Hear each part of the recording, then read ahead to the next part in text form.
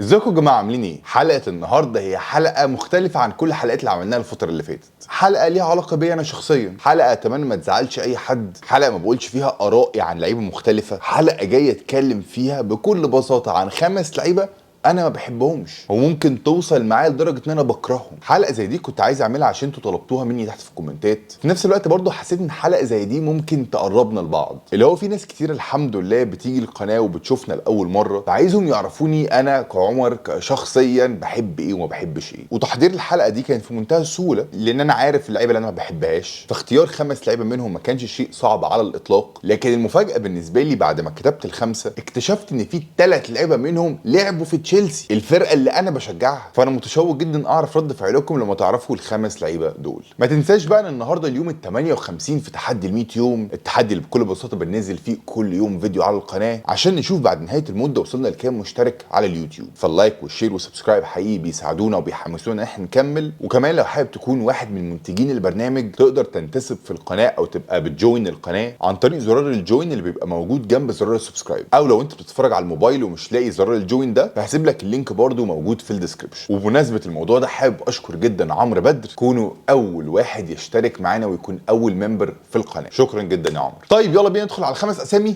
يلا بينا.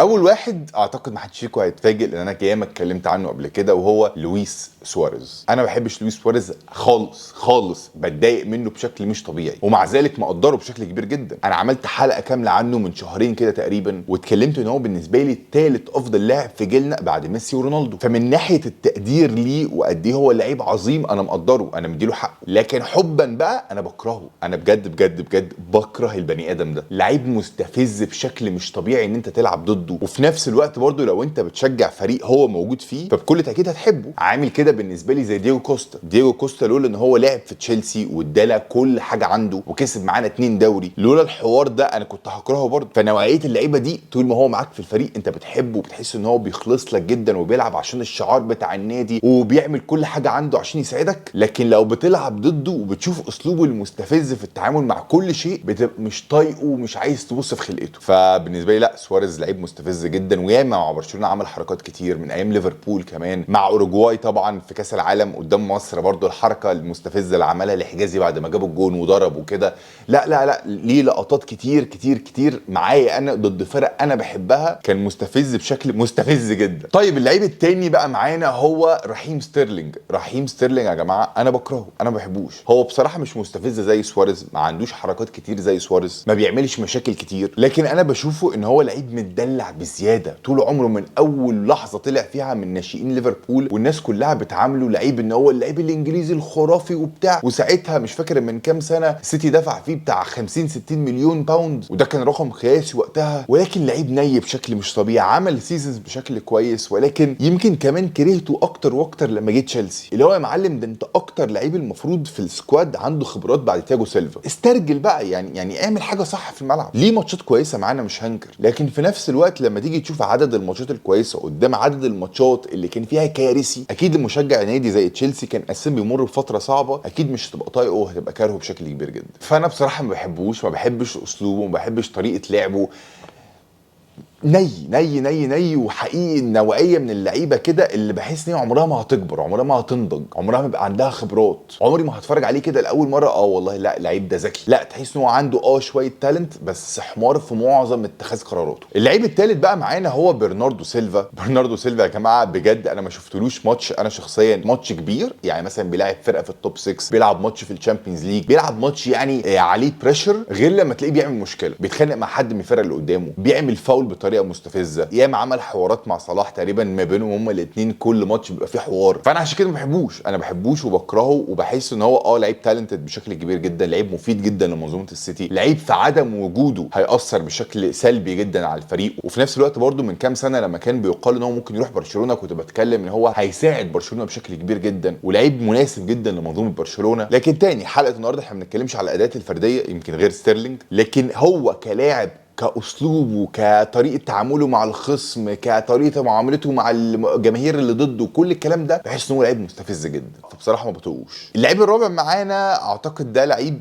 كلكم هتتفقوا معايا يعني، او كلكم متفاهمين ليه انا ممكن كواحد بشجع تشيلسي اكون بكرهه، وهو لوكاكو. لوكاكو انا ما كنتش بكرهه خالص بقى يعني، عكس بقيه الناس اللي في الليسته دي، هم من اول يوم شفتهم فيه وانا ما بحبهمش. لوكاكو انا كنت بحبه جدا من ايام ما كان بيقال، ايام دروجبا يعني لما كان بيلعب معانا اساسي، ان في لعيب عندنا في الناشئين اشتريناه من اندرلخت وواحد جامد جدا وسترايكر هيبقى جامد جدا، وساعتها لما حتى وديناه اعاره وبعد كده بعناه لايفرتون وبعد كده شفناه بيروح لمانشستر يونايتد كنت متضايق، ولا انا عايز ونفسي يرجع تاني تشيلسي في يوم من الايام، وفضلت حبه بشكل كبير جدا. وانا عشان بحب كمان انطونيو كونتي، فلما راحوا انتر وعملوا الاثنين مع بعض ثنائيه جميله جدا وكسبوا الدوري كنت مبسوط لهم جدا، واللي هو طب يا رب والله لوكاكو يرجع لنا في يوم من الايام، وفعلا رجع لنا في يوم من الايام. وبدايه الدوري معانا كان حلوه جدا، وفاكر ان هو جاب جون قدام ارسنال في لندن ديربي وكسبنا الماتش ده ومع توخل ولسه كسبانين تشامبيونز ليج، والسنه دي عايزين ننافس على الدوري والدنيا سخنه، عشان تجيله اصابه عادي جدا زي اي لاعب يتصاب، وبعدين في وقت اللي هو قاعد فيها ما بيلعبش يعمل انترفيو مع قناه في ايطاليا تساله، واضح ان الموضوع كان مترتب، تساله هل انت نادم ان انت جيت تشيلسي وان انت نفسك ترجع انتر، ويقول لك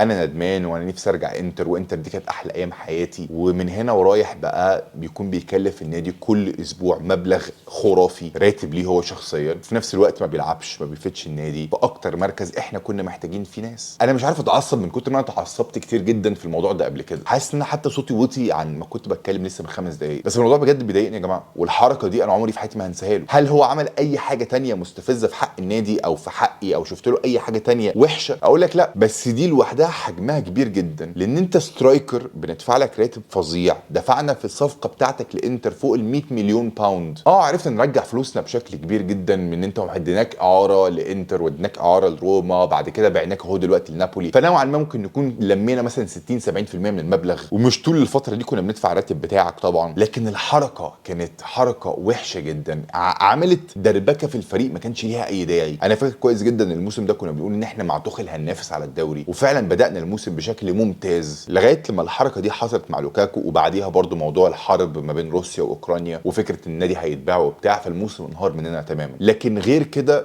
احنا كنا ماشيين كويس جدا، وحتى كسبنا كاس العالم للانديه. لا يعني الموضوع ده انا عمري ما هنساه، وبجد بجد حزين جدا جدا جدا على الطريقه اللي هو اهان بيها النادي. انا شايف ان هو اهان تشيلسي، واي حد يهين النادي اللي انا بشجعه مستحيل انساه له. نروح بقى للاعب الاخير معانا. انا قلت لك ان في 3 لعيبه لعبوا في تشيلسي قبل كده، حتى اللي انا قلت لك 2 منهم ستيرلينج ولوكاكو، الثالث بقى والخامس معانا في القائمه هو سامويل ايتو. لو انت قديم معانا في القناه فانت تعرف الموضوع ده، قبل كده اتكلمت على قد ايه انا ما بحبش سامويل ايتو، مفيش اسباب معينه وقت ما كان بيلعب، بس انا عمري ما حبيته، عمري ما انسجمت معاه. حتى لما كسب التريبل مع انتر ميلان في وجود مورينيو، الفتره دي كنت مبسوط جدا لانتر ميلان، وكنت مبسوط طبعا لمورينيو لان انا عاشق لمورينيو، ولكن اللعيب الوحيد اللي انا ما كنتش بحبه كان سامويل ايتو. ولما جيت تشيلسي، وفاكر كويس قوي في ماتش كده كان قدام مانشستر يونايتد، تقريبا كان قدام مانشستر يونايتد، مش فاكر حتى كسبنا كام، بس هو جاب هاتريك في الماتش ده، ولا كان ارسنال والله ما فاكر. هو جاب جونين تقريبا في ماتش ارسنال اللي كسبناه 6 لما صلاح ساعتها جاب جون، كان اول جون ليه مع تشيلسي، بس في قدام مانشستر يونايتد جاب هاتريك، انا فاكر حاجه زي كده. ما علينا يعني فترته مع تشيلسي ما كانتش وحشه، بالذات الفتره اللي كان فيها مع مورينيو، لكن حتى كنت بفرح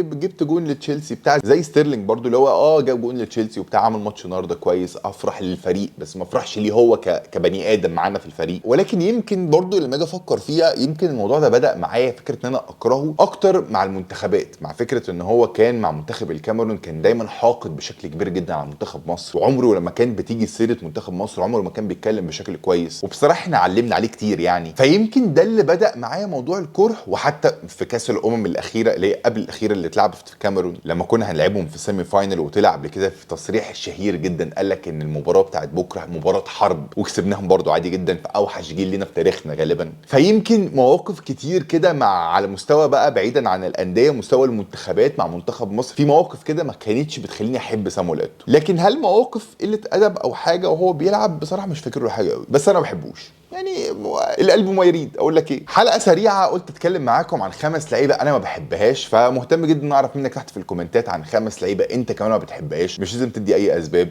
انت حر. ما بتحبش لعيبه قولهم لي تحت في الكومنتات، مش لازم تبرر خالص. احنا ما بنتكلمش يعني في ماتش تكتيكي، فبراحتك. وقول لي تحب تعرف عني ايه تاني، اسالني اي سؤال تحت في الكومنتات، ممكن اخد منها فكره واعمل فيديو جاي برضو في اي وقت فاضيين فيه انترناشونال بريك ولا حاجه. وبس ما تنساش بقى اللايك والشير وسبسكرايب، وزي ما بقول لك ممكن تنتسب في القناه سواء من زرار الجوين اللي موجود جنب زرار السبسكرايب او في اللينك اللي موجود في الديسكربشن. شكر تاني خاص لعمرو بدر الممبر الوحيد اللي في القناه حتى الان، وشكرا ليكم جدا على المتابعه. اشوفكم الحلقه اللي جايه، يلا سلام.